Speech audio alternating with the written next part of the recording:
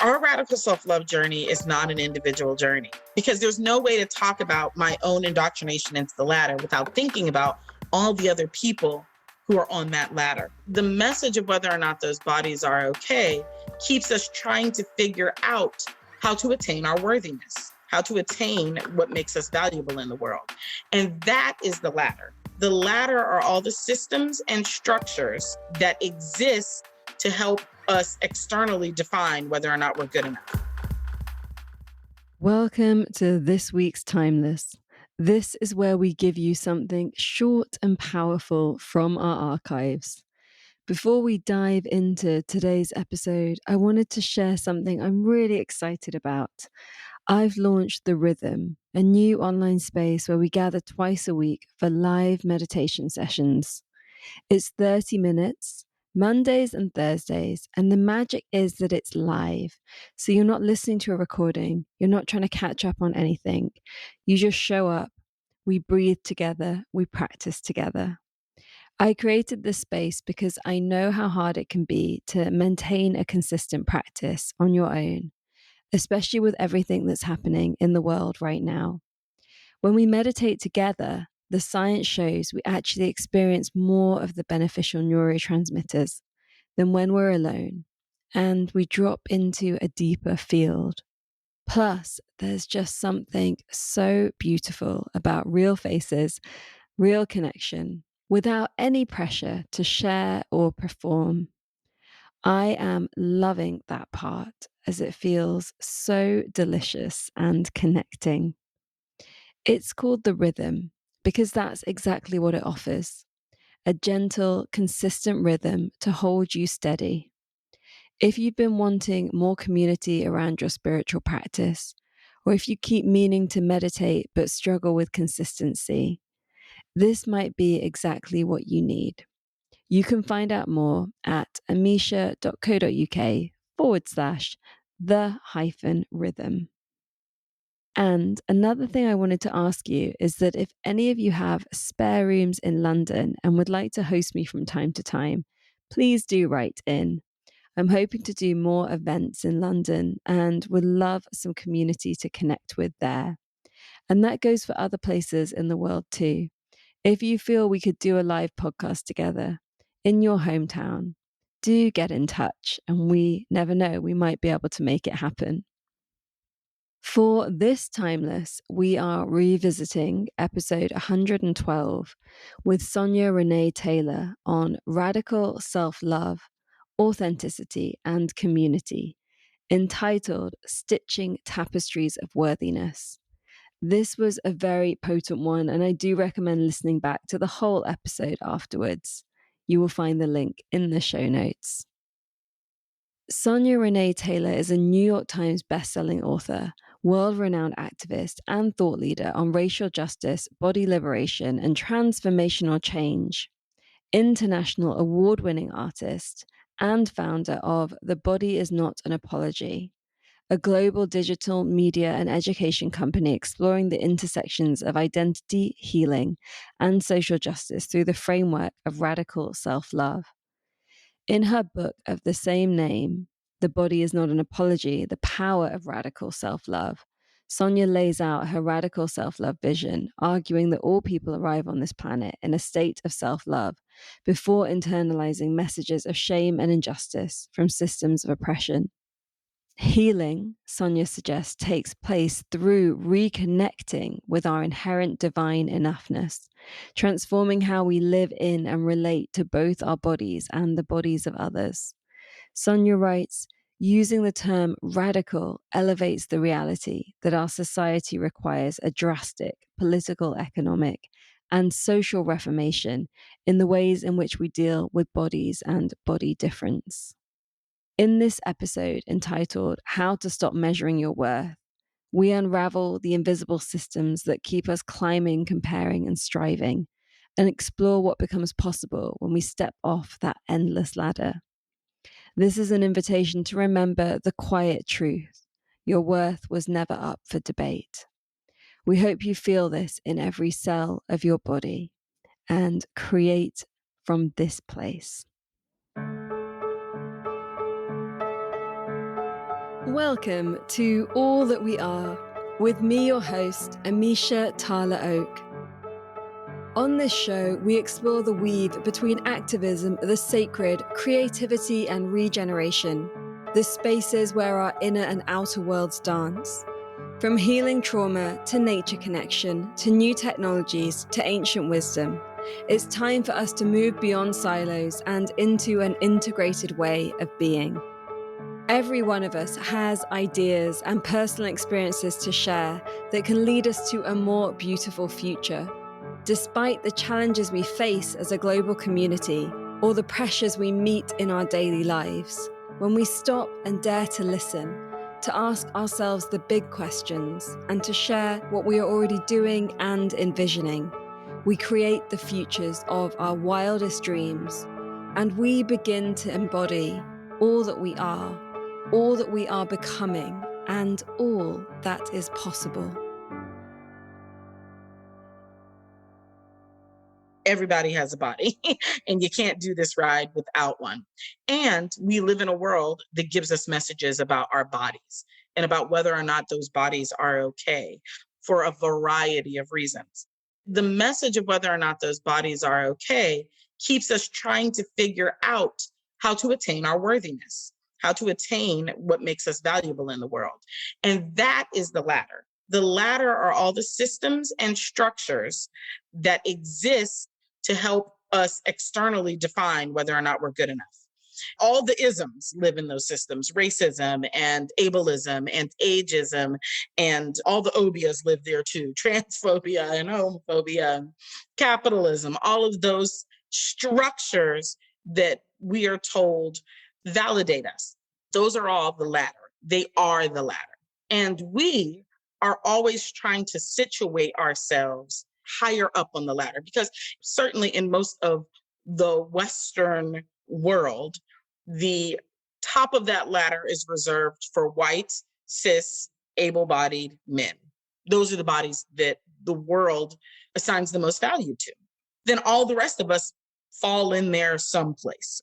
In many ways, certainly again, in the Western dichotomy, the bottom of the ladder, in my experiences, is Blackness, and whatever relationship we all have to Blackness, and the ways in which we are either trying to escape it or figure out where we live inside of it. And then that is the ladder. And that, again, that ladder is also able-bodiedness. That ladder is also thinness. That ladder is all the ways in which we have what in the body is not the default body, the body that we say is a good body.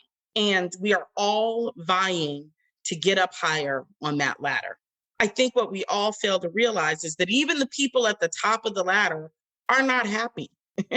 they're not actually winning in the sense of enoughness. They don't feel inherently enough, which is why you need to figure out how to make $10 gazillion, right? Like, you would only need to make $10 gazillion and keep it all if that was how you were defining your worthiness in the world. The ladder keeps us all scrambling for some external anchor to define ourselves. When we stop looking for an external anchor to define ourselves, we make the ladder not necessary. The ladder becomes obsolete. It doesn't need to exist. The work of radical self-love is to divest from that ladder of bodily hierarchy and to invest in our inherent divinity, our radical self-love. Our true selves, our radical self-love self, doesn't desire to be on that ladder. Our radical self-love self always feel discordance, tension, dis-ease when we are trying to operate in that system, because it is not authentic to who we are. It's the reason why we never actually feel good. It's the reason why there is no top of the ladder, because it actually is not designed to deliver you the thing you think you want, which is a sense of satisfaction, a sense of I did it, because the ladder is designed to tell you that you never got to the top. Otherwise, you would get off. The reason that I wrote the book is because I wanted us to have practical, everyday ways to divest from the ladder. I'd like to tell people all the time, the work is simple, it is not easy. It's not easy. Our whole identity is tied up in it. It's going to take some intentionality, and it's going to take some really getting to the core of our stories of our own worth, because that's what keeps us hanging to the ladder. Is there's a story about our worth, about our validity and value in the world, and that the ladder is there to give us some external anchoring of who we are. The first step to letting go of the ladder is to start to be honest about the stories you told yourself that have you on the ladder in the first place. And oftentimes those stories are the stories of our childhood. They're the stories of our youth. They're the stories of, the shames and unmet vulnerabilities that have occurred in our lives that have shaped how we see and understand ourselves. There's some revisiting that we have to do, some revisiting to those original stories. Again, that's part of the bringing it to consciousness, to the thinking piece, is actually thinking about, how did I get on the ladder in the first place? I got on the ladder because when I was 5, my family lost all their money, and I realized that if we were, and then all of a sudden we were poor, and I was the one who was teased in school.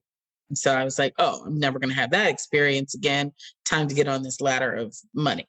Or realized when I was 7 that I was the darkest kid in school and everybody was going to hate me. And so now I got to figure out how to navigate beauty from some gaze that is not my own. And, maybe that is involved in the things that I buy and the way I dye my hair, or skin lightening cream, or maybe it's the way that I talk and the people that I choose to surround myself with, so that I at least have access to this world that is more valuable than me, and by proximity I'll be valuable.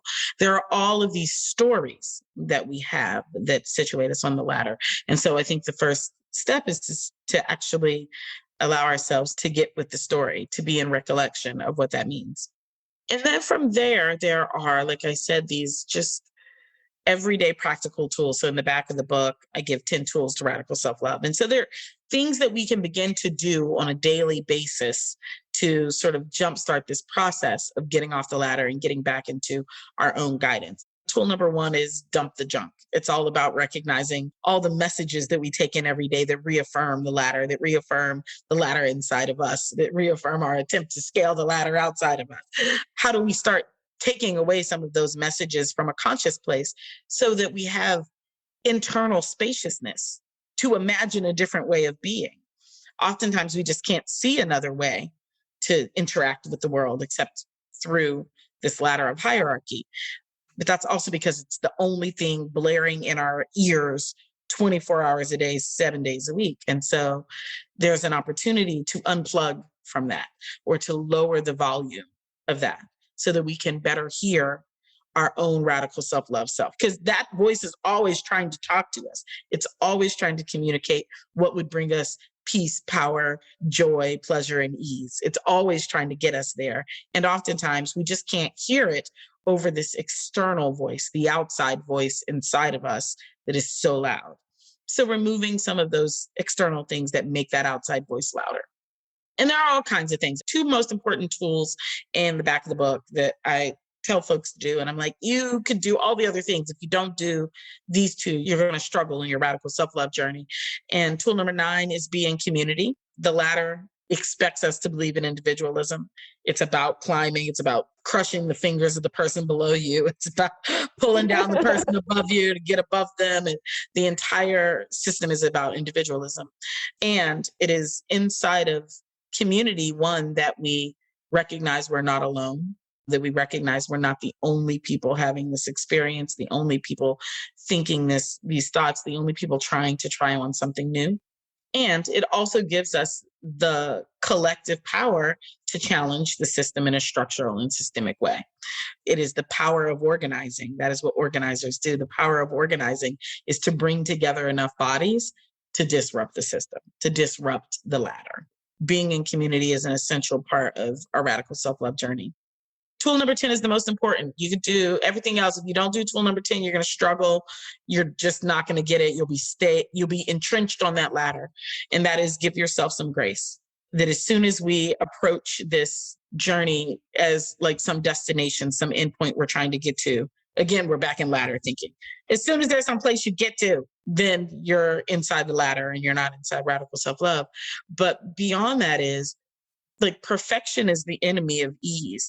My friend Prentice says perfectionism is the commitment to a habitual relationship with self-doubt.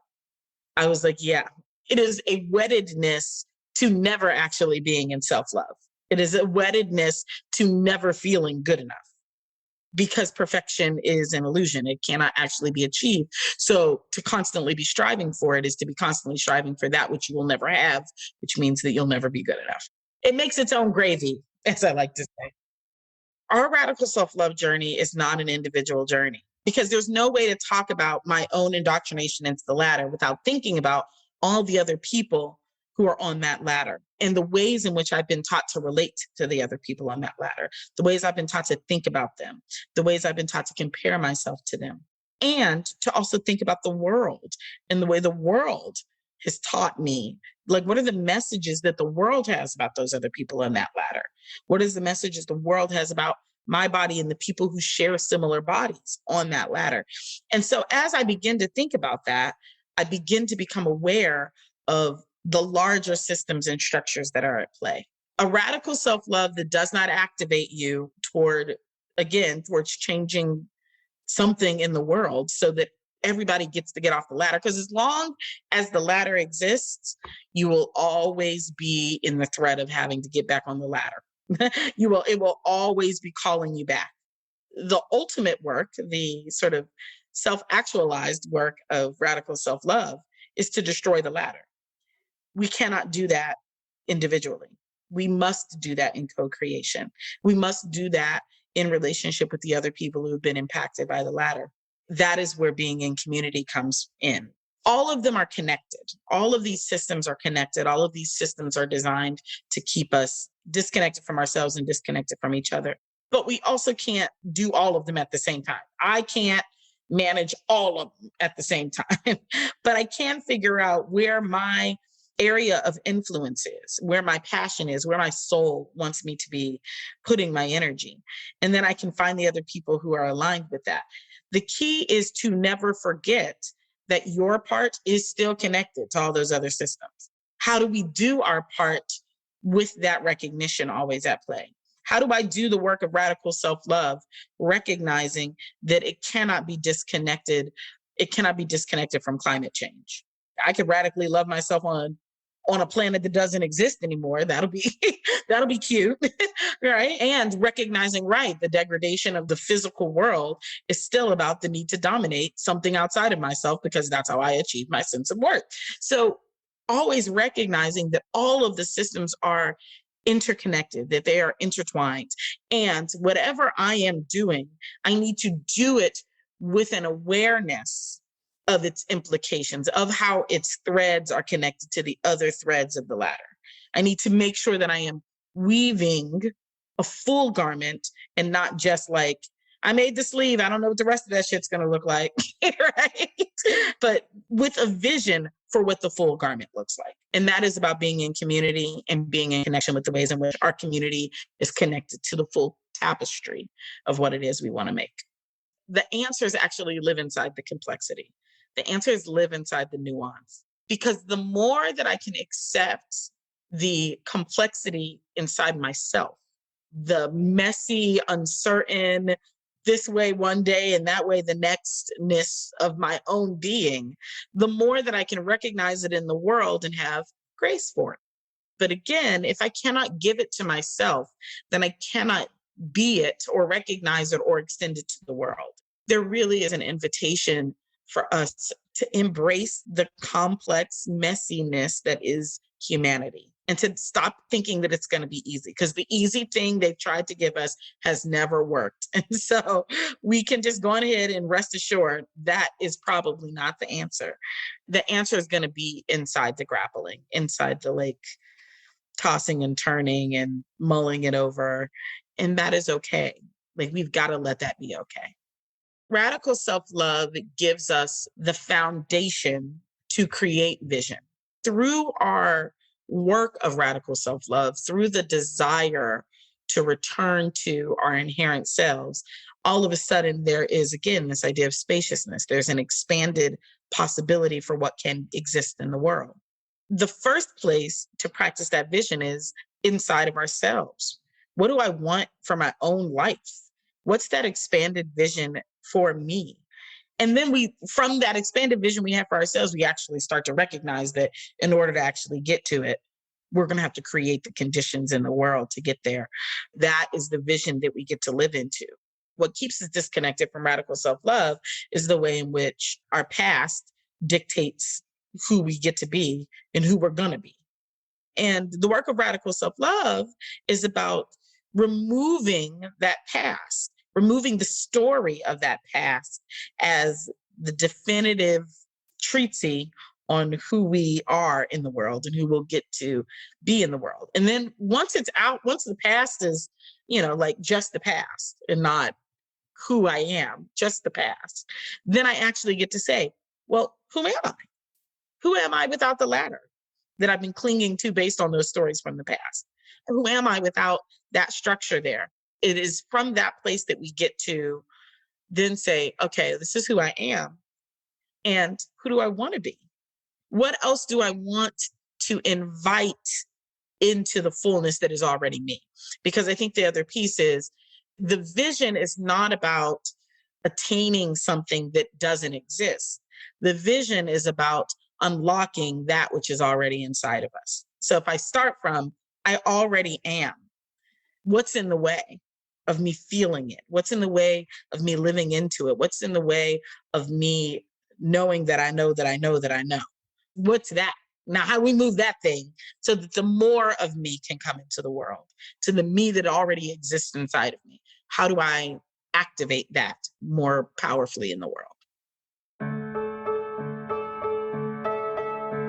Thank you for listening. We hope that you have enjoyed this episode and it has sparked some inspiration and creativity in you. This is one of our timeless editions, a short and powerful piece of wisdom for you to contemplate, integrate, and embody. We have an archive of over 200 epics, long, deep conversations for you to explore, share, and enjoy. We keep this podcast advertising free as we don't want to sell you things that you don't need. This is made possible by you supporting our work as a member of Presence Collective, a patron, or through joining our offerings. You can also support us by sharing this with those that you love. Can you send it to 10 people who you know will find it powerful?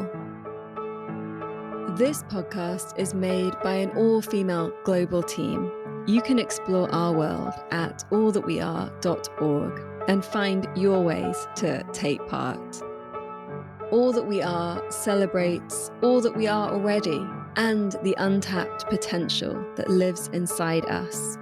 We exist to offer a space of sanctuary in the ever-increasing chaos, a place where you can come and be in good company, a place where you can learn, unlearn, and connect to your own wisdom. And know that in each and every moment, all that we are is here.